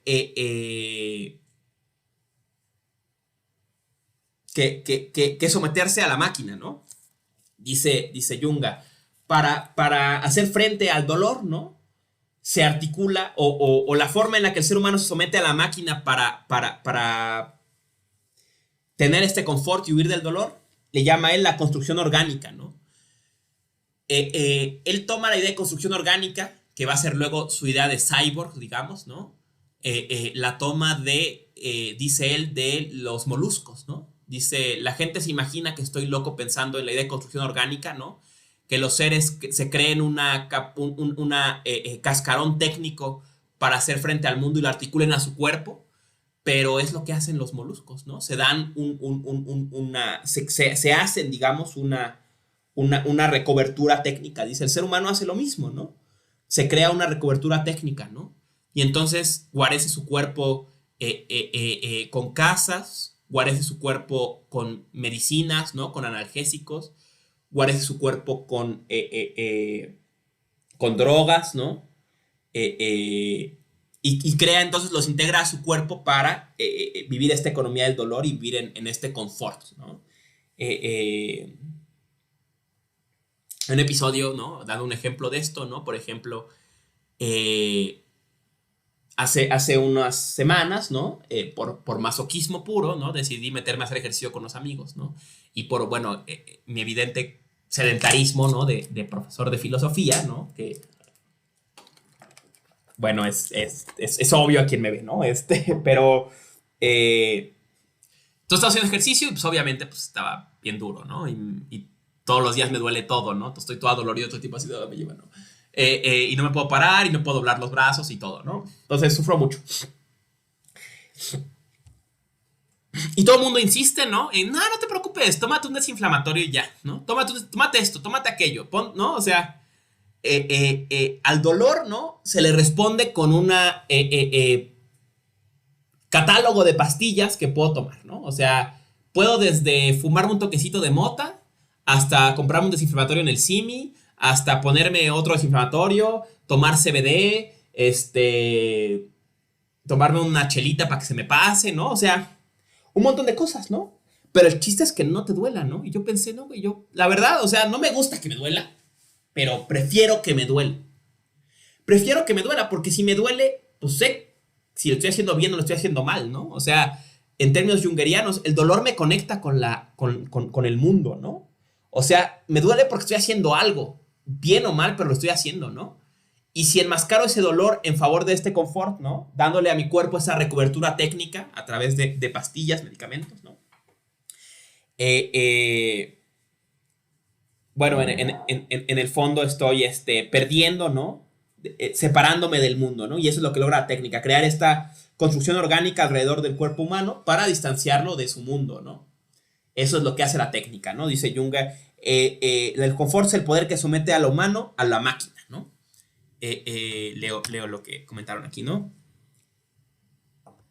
Se considera dolor en general, ¿no? Físico y emocional, ¿no? Podemos verlo, bueno, claramente en nuestro tiempo, ¿no? Ya eso es otro tema, ¿no? Pero bueno,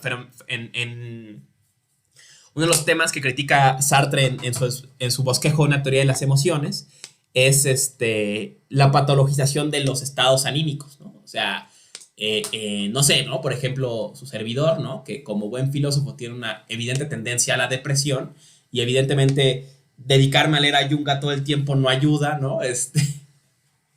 Pero bueno, ¿no? ¿Cuál es la solución inmediata, ¿no? Y lo sé porque es también lo que me recomienda la gente y mis amigos, ¿no?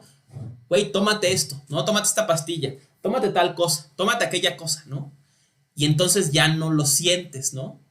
Y estás en el estado de Huxley, ¿no? En el mundo feliz todo el tiempo, ¿no? Así, extasiado y todo es maravilloso, ¿no? Pero dice Sartre, ¿no? Y cosa que comparto con él y que va a esto que decía sobre el dolor, ¿no? Haciendo caso a Jung, ¿no? Si el dolor nos conecta al mundo, nos abre al mundo, ¿no? A lo íntimo y al mundo, pues si no sentimos, o sea, por ejemplo, si yo estoy mal, por decir, ¿no? Vivo con Panchito y Panchito y yo ya no estamos bien, ¿no? O sea, yo sé que algo anda mal con Panchito, Panchito ya no me quiere, Panchito no me defiende cuando su familia dice que soy un culero, entonces yo me siento mal con Panchito, ¿no? Pero la solución de mi amigo, entonces, nah, güey, tómate una pastillita y ya te alivianas, ¿no? Entonces estoy tomando mi Valium, ¿no? Entonces de pronto veo todo maravilloso y todo maravilloso. Y no me doy cuenta que tal vez el problema no es que tenga depresión orgánica y no porque el avance en la psiquiatría no sea importante en general y los medicamentos hayan dado mucha calidad de vida a mucha gente y sea importante tratarse y demás, pero este exceso de patologización a lo que lleva es que yo no me doy cuenta que el problema no es que yo esté mal o que esté mal lo que sienta, sino el que está mal es Panchito. Y si me estoy medicado todo el tiempo, no me doy cuenta que Panchito es un culero y que más bien lo que tengo que hacer es separarme de Panchito, ¿no?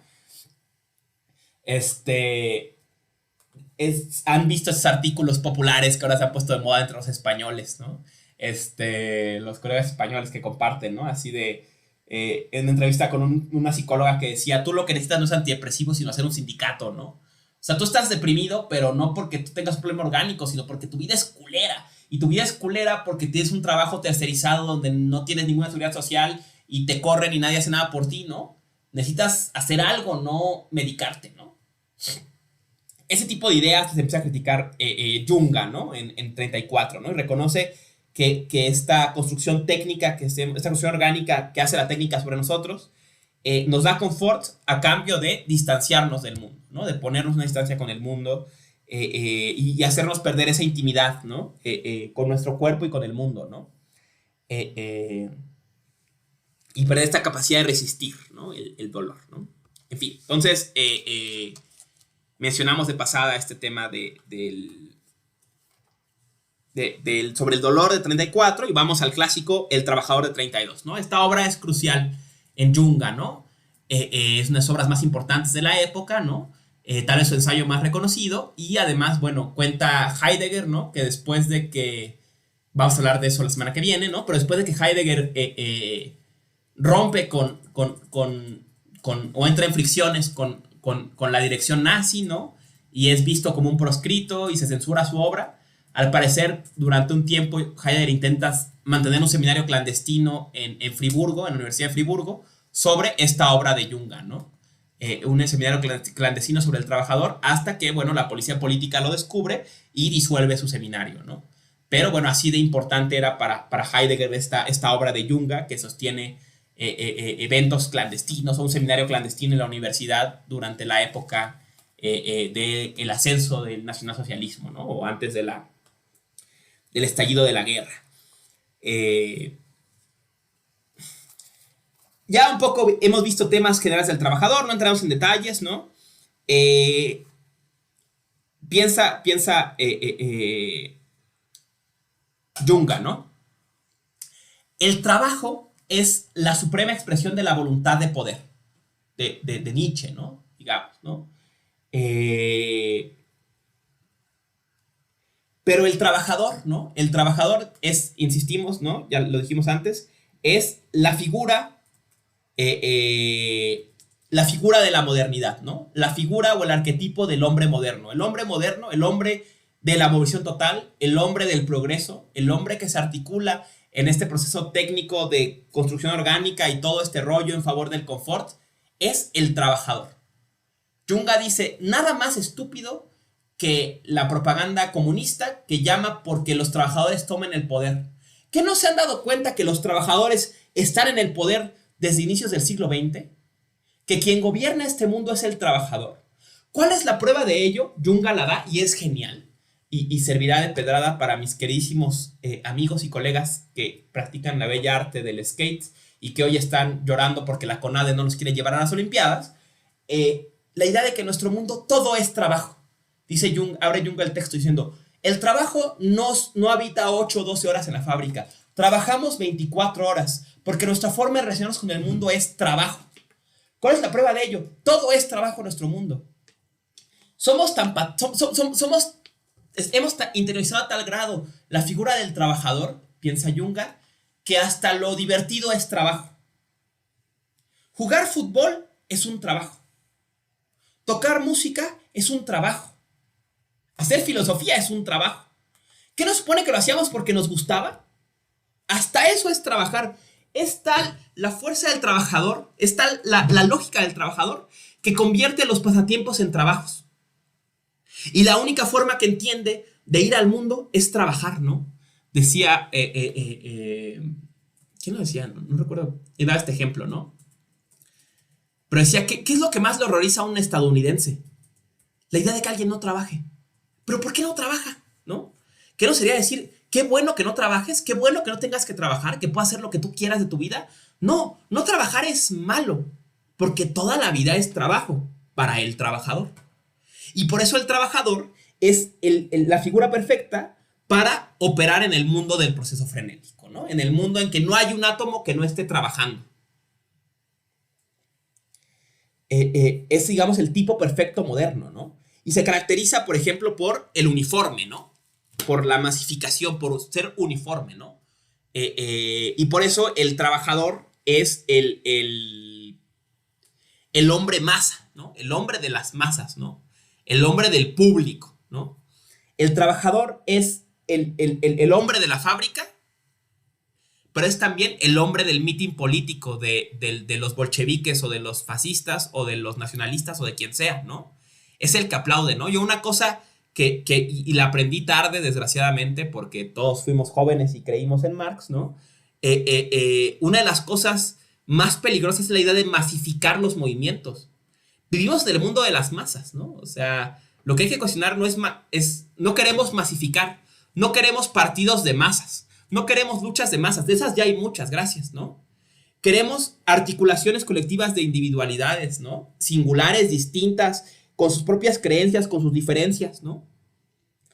El mundo de las masas es el mundo en que todos piensan igual, en que todos son iguales, ¿no? Veremos esto aparecer en la emboscadura, ¿no? El mundo uniformado, ¿no? El trabajador usa uniforme en toda su extensión de la palabra. El trabajador está siempre uniformado en su vestir y en su actuar, ¿no? Decíamos en broma, amigos y yo, ¿no? Sobre este tema, ¿no? Estábamos hablando sobre, no, y entonces es que el punk y la chingada, ¿no? Todo es terrible, todo es maravilloso, ¿por qué la gente es así, no? Y decíamos en broma, a ver, espérate, güey. O sea, tienes que entender que nosotros vivimos en un mundo de fantasía, ¿no? O sea, el mundo de los tatuajes y de las patinetas y de los grafitis y del punk y todo eso, eso es una fantasía. El mundo real no es así, güey. O sea, el mundo real está uniformado, ¿no? En el mundo real uno usa camisa y tu chalequito ese de como bombacho, ¿no? De político priista, ¿no? Y tomas Cuba en un vaso, ¿no? Y ves el fútbol los domingos, y entonces el lunes llegas a trabajar y tomas tu café y ves a tu esposa en la tarde y luego en la noche ves a tu amante con la que le eres infiel en estos hoteles de paso, ¿no? O sea, ese es el mundo real, ¿no? Nuestros mundos de andar en las 3 de la mañana arreglando banquetas es una fantasía, ¿no? Es un mundo anómalo, ¿no? Que no está uniformado, ¿no? O bueno, podría usar un crítico, usa su propio uniforme, ¿no? También se masifica y se uniforma a su modo, ¿no? Pero bueno, ¿no? El punto es el mundo el trabajador usa uniforme en toda la extensión de la palabra. El trabajador es uniforme, ¿no?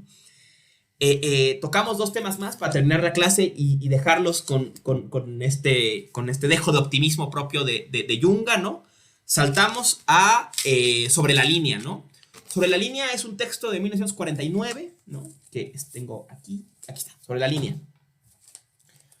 Es un texto de 49 que Junga envía como regalo a Heidegger cuando Heidegger cumple 60 años, creo, ¿no? Dejas ver si es así. Sí, a Martin Heidegger en sus 60 cumpleaños, ¿no?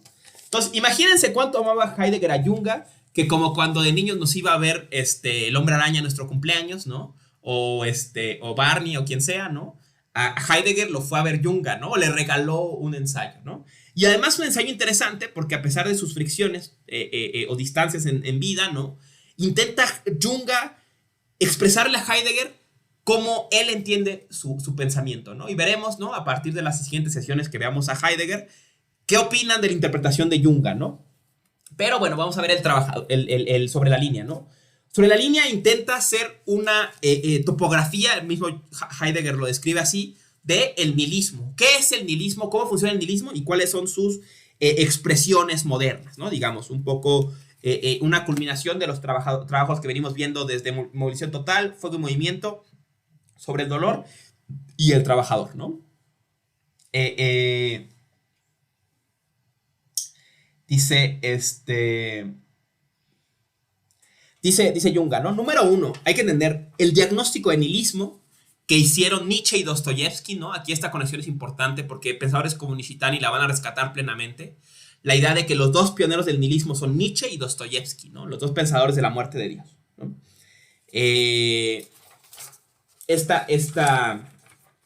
Dice, el nihilismo no es una cosa ni de optimismo, ni de pesimismo, ni de nada, ¿no? Ni de derrotismo, dice él, ¿no? Es una comprensión de nuestro tiempo, ¿no?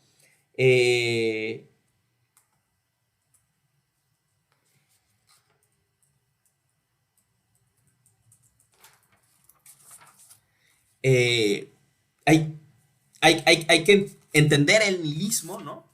Va aquí a tomar una idea que luego Heidegger va a compartir, ¿no? Que hay que entender el nihilismo para poder pensar en superar el nihilismo, dice Junga, ¿no? Página 23. Una buena definición del nihilismo sería comparable al descubrimiento del agente cancerígeno. No significa la curación, pero sí su condición. En la medida en que generalmente los hombres colaboran en ello, se trata ciertamente de un proceso que supera ampliamente a la historia, ¿no? Entonces, dice Junga, entender el nihilismo es reconocer la enfermedad, digamos, comprender la enfermedad. Y aquí vemos también la gran diferencia entre Heidegger y Junga, ¿no? Parece Junga pensar, pero esa es la base de un proceso de antígeno, digamos, ¿no? O sea, un proceso de sanación, ¿no?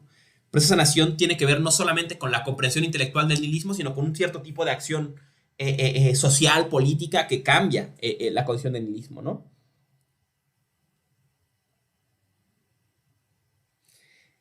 La dificultad de definir el nihilismo estriba en que es imposible que el espíritu pueda alcanzar una representación de la nada.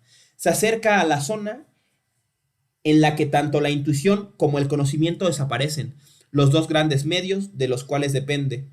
Uno no hace de la nada ni imagen ni concepto, pero esto también se pone el nihilismo solo en relación con la periferia, con las tierras de nadie, de la nada, y nunca con el poder fundamental mismo. Del mismo modo que se puede experimentar el morir, pero no la muerte. Según esto, es también pensable el contacto inmediato con la nada, pero entonces la consecuencia tiene que ser la aniquilación repentina, como si saltara una chispa del absoluto. Esta imagen es bella, ¿no? Y otra gran idea, ¿no? Dice, entender el nihilismo, o entrar en relación con el nihilismo, entrar en relación con la nada.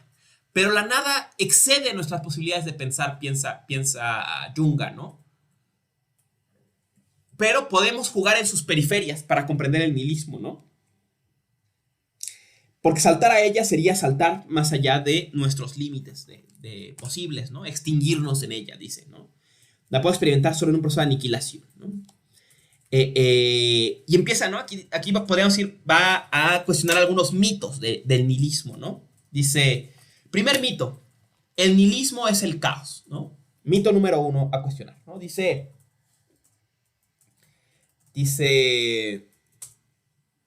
hay que decir de los caóticos. El nihilismo puede armonizar perfectamente con amplios sistemas de orden, y que incluso esto es la regla ahí donde es activo y desarrolla poder, ¿no?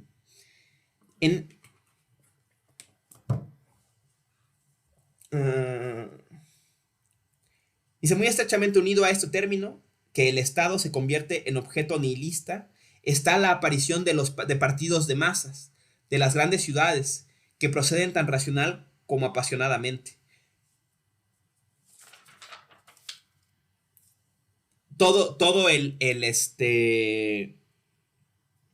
nihilismo puede armonizar con el ordenamiento mundial extendiéndose, con ordenamientos mundiales extendidos, e incluso que depende de ellos para seguir activo a escalas. El caos se hace visible solo cuando fracasa en una de sus constelaciones. Esta cosa es bellísima, muy interesante, ¿no?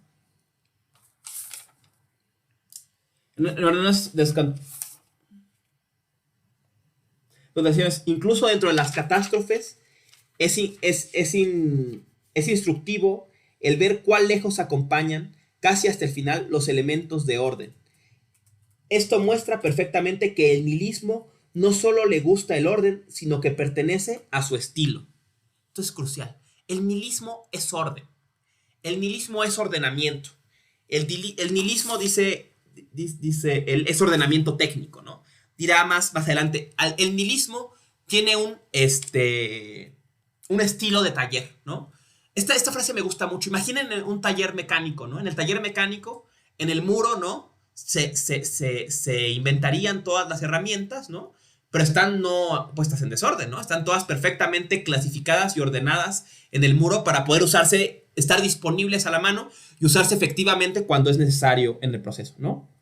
Entonces, nihilismo es orden, ¿no? Número 1. Dice, como máximo es pues el caos una consecuencia del nihilismo y en absoluto la peor. Lo decisivo sigue siendo que ¿En qué medida la auténtica anarquía está escondida en el caos y por tanto es fecundidad no ordenada, ¿no? Piensa Juncker, el nihilismo no está en el desorden, está en el orden.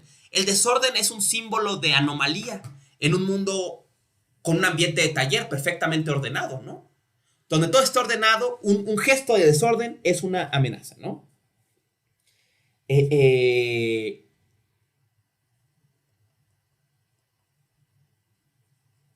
Dice, no en vano en la guerra civil los anarquistas fueron perseguidos de igual modo por rojos y blancos, ¿no? Era más peligroso ser anarquista que ser comunista. Era más diferente ser anarquista que ser comunista de ser fascista, ¿no? Piensa Junga, ¿no?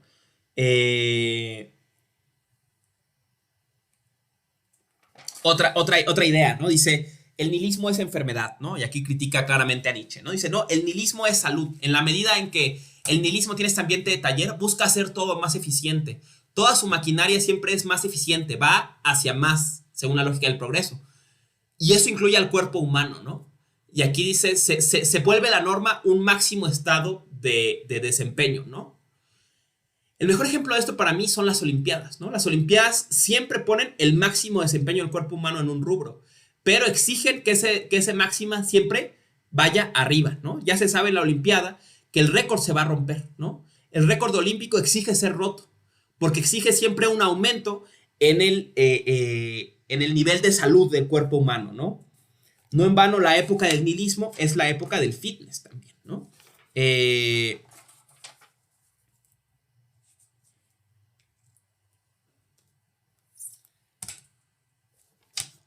Ya para ir terminado el texto, dice, este reconocimiento del nihilismo nos aproxima al meridiano cero, ¿no?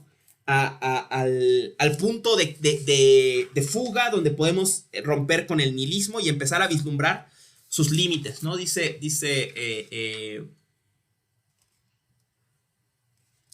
no es casual que en el nihilismo hay una desaparición del arte y de lo erótico, ¿no? Todo lo creativo y erótico tiene que ser reemplazado por lo técnico, ¿no?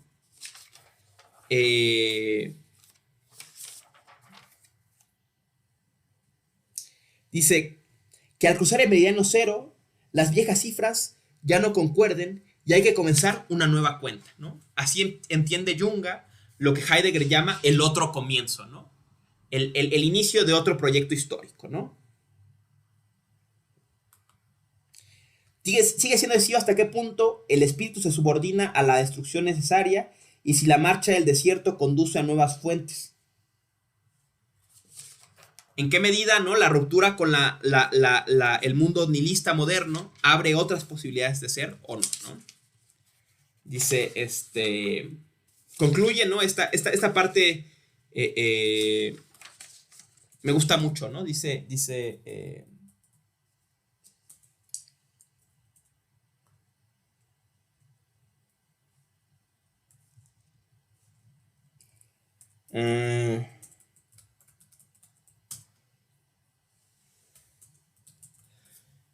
termina el texto, ¿no? Ya para cerrar, no extendernos más, que ya tenemos el tiempo encima, para variar, ¿no? Termina imaginando o visualizando una tensión. Dice Junga, ¿no? El mundo moderno, ¿no? Tiene que imaginarse como un leviatán. Un leviatán que impone el modo del taller a todos. Es un monstruo gigante que impone el modo taller a todo lo que hay, ¿no? Pero dentro del mundo quedan bastiones no controlados, ¿no? Que ya los podemos vislumbrar, ¿no? Están en el caos, están en y él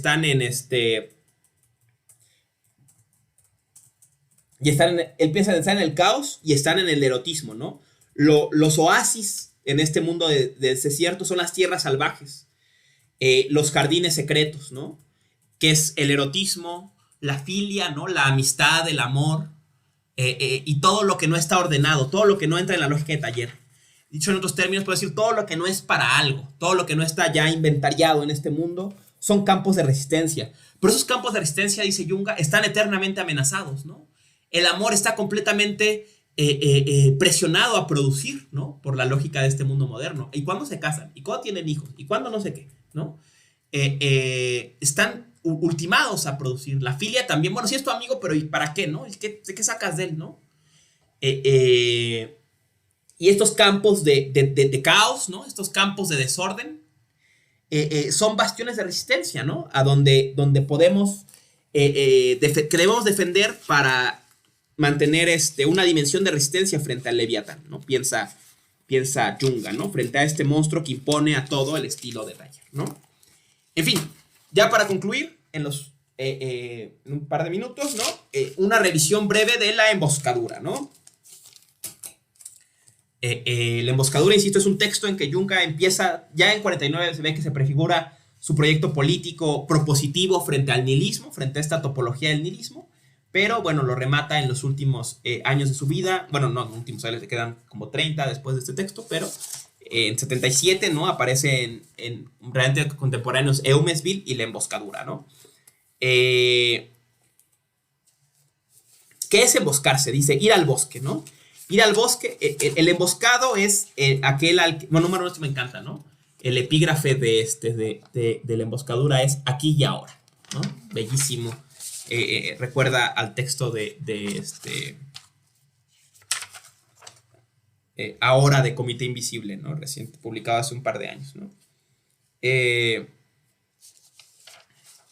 Dice que el emboscado era el personaje que los pueblos nórdicos era expulsado de la comunidad para ir a vivir al bosque, ¿no? Alguien que cometió una falta y entonces se le mandaba a vivir fuera del pueblo y a vivir de vuelta en donde no estaba lo humano, ¿no? En el bosque, ¿no? Una costumbre de muchos pueblos, también en México se acostumbra mucho esto. En Oaxaca hay varios ejemplos de estos casos, ¿no? De pueblos que se crearon de gente que echaron de otros pueblos, ¿no? Pero bueno. Y si analicemos esta nueva figura, la figura del emboscado, del que sale del orden, ¿no? Del que sale del orden social, ¿no? Y lo analiza a través del ejemplo de la papeleta de votación, ¿no? Muy interesante. Dice, en la época del fascismo, ¿no? En la época de Hitler, ¿no? Hitler ganó sus plebiscitos por 98%, 99%. Nunca podía ganar por el 100%, ¿no? Porque una elección que ganas por el 100% es dudosa, ¿no? Pero la idea era que siempre se pensaba que las masas votaban apabullantemente por ellos, ¿no? Decía, era frecuente oír la frase en las casillas, ¿no? Que salía el trabajador diciendo, yo podría haber votado delante de todos, porque todos saben que yo voté por Hitler, ¿no? O sea, yo estoy orgulloso porque participo de la idea de las masas, ¿no? Dice, no es casual que el fascismo, y esto lo comparten con varios movimientos, entre ellos tal vez el más peculiar para nosotros es el de López Obrador, ¿no? Que reemplazan la papeleta por la votación a mano alzada en el meeting. ¿Y quién está de acuerdo con que se haga no sé qué? Y ya toda la gente levanta la mano y ahí está su democracia, ¿no? Una democracia que expresa perfectamente el carácter de uniformidad de las masas, ¿no? Y en la que es un acto patético oponerse, ¿no? Dice Junga, pero aún así, en la papeleta hay alguien que vota por... Cuando todos votan que sí, él vota que no. Y hasta en el mitin político hay alguien que aún arriesgando la vida contra los golpeadores de Morena o de los fascistas o de cualquier partido, ¿no? Cuando todo el mundo levanta y el presidente dice, ¿y qué queremos que hagan? No sé qué. Y todo el mundo, sí. No falta algún atrevido que contra el gusto popular, contra lo uniforme, vota no. Un acto estúpido. Un acto que no sirve para nada. ¿Qué rebelión va a lograr un 1% de votación porque no? ¿Qué acto de rebelión va a lograr el que levanta la mano y dice, aunque todos digan que sí, yo digo que no? Y en cambio es un acto sobremanera peligroso, sobre todo en épocas fuera de la política normal, en que no hay ley que te defienda, ¿no? Este acto de votar no. Dice Junga, ¿qué mueve a este personaje? ¿Qué mueve a este rebelde a este acto de rebeldía tan insignificante, ¿no? El votar no cuando todos votan que sí, ¿no? Dice en la página 44, ¿no?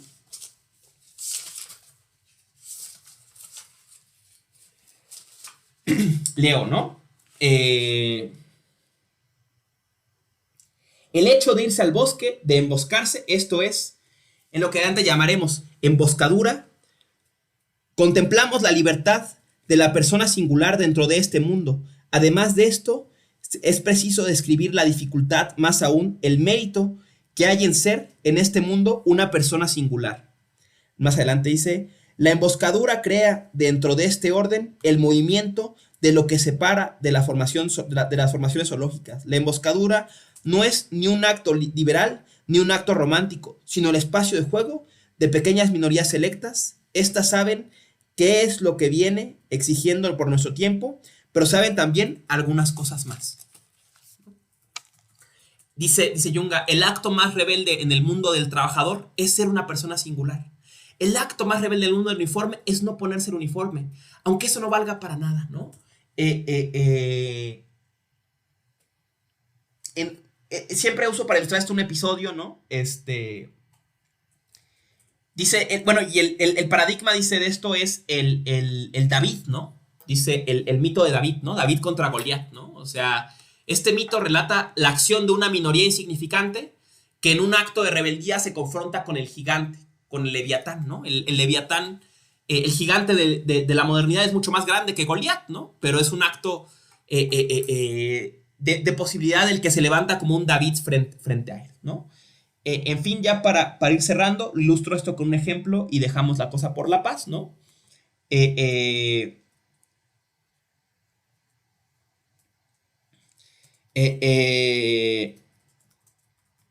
Este acto de confrontación al miedo, de disminución del miedo, ¿no? Siempre me recordó a 1984 de Orwell, ¿no? Hay un episodio genial, ¿no? No recuerdo el nombre de la protagonista, ¿no? Recuerdo el nombre de Winston, por supuesto, del protagonista, ¿no? Pero de la chica no recuerdo su nombre, ¿no? Pero bueno, esta chica, bueno, saben ustedes, ¿no? En el mundo de 1984, el mundo está gobernado por un régimen totalitario que controla todo en la vida y entre ellos controla la gestación, ¿no? No puedes tener hijos si no es con permiso del partido y toda relación sexual es solamente con fin de producir hijos para el partido, ¿no? Entonces, todo contacto erótico, sexual, fuera de los márgenes del partido está prohibido, ¿no? Y Winston empieza a ostentar una relación erótica con una chica en la oficina de información o de desinformación, no creo que se llama la oficina en la que trabaja Winston, ¿no? Y después en un acto de rebeldía supremo, se encuentran en un baldío y en este baldío tienen sexo, ¿no? Y él le dice, después del acto, le pregunta, le dice, ¿lo habías hecho antes? Y ella le dice, sí. Y entonces le pregunta, ¿y lo habías hecho con alguien más, otro funcionario del partido? Y ella le dice, sí. Y dice, no había oído algo más bello. Dice, yo deseaba que me dijera que lo había hecho con todos, para creer que detrás de esa apariencia de totalidad, todos violábamos la ley, todos teníamos sexo aunque no tuviéramos permiso, ¿no? Y un episodio más, ¿no? Tiempo después, ¿no? Él empieza a empezar a acariciar ideas revolucionarias, ¿no? Y demás. Y ella le dice, ¿para qué te preocupas, no? O sea, tú sigues disfrutando del sexo, sigues disfrutando en esos actos de rebeldía, ¿no?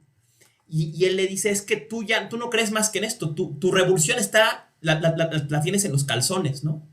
Le dice en un episodio, y ella le contesta, sí, pero ¿qué más quieres? ¿No? ¿Qué más necesitas? Que esta revolución en los calzones, ¿no? No recuerdo cómo le dice, abajo del cinturón, algún eufemismo utiliza, ¿no? Pero bueno, saben la misma idea, ¿no? Pero ahí está, ¿no? La imagen de la emboscada, del emboscado, ¿no? En fin, ¿no? Ya para no alargar más la cosa de lo que yo lo alargué, que fue bastante. Próxima clase, vemos ahora sí Martin Heidegger, ¿no? Martin Heidegger. Quiero que lean como indispensable, lean qué es metafísica. Vamos a ver tres textos, digamos, de Heidegger. Pueden irlos leyendo los tres. Ninguno es demasiado largo, pero sí es importante que los lean, ¿no? Vamos a ver qué es metafísica, la determinación del nihilismo según la historia del ser, que es un episodio del Nietzsche 2, del tomo 2 de los cursos sobre Nietzsche, y vamos a leer Superación de la metafísica, que viene en la compilación Conferencias y Artículos. Los tres están en el Mega, los tres están disponibles en internet sin ningún problema, y les pediría que fueran leyendo los tres. Vamos a tener 2 clases sobre Heidegger. pero la clase que viene empezaríamos con qué es metafísica, ¿no? Entonces, si no pueden leer otra cosa, al menos lean qué es metafísica, pero bueno, tienen estas 3 lecturas: qué es metafísica, la determinación del nihilismo según la historia del ser y superación de la metafísica, pendientes, ¿no? Para las próximas 2 semanas. Y bueno, ya con eso dejo en paz la sesión de YouTube. Quedo al pendiente de sus preguntas y comentarios, colegas de YouTube. Muchas gracias por seguir esta sesión y nos vemos la semana que viene.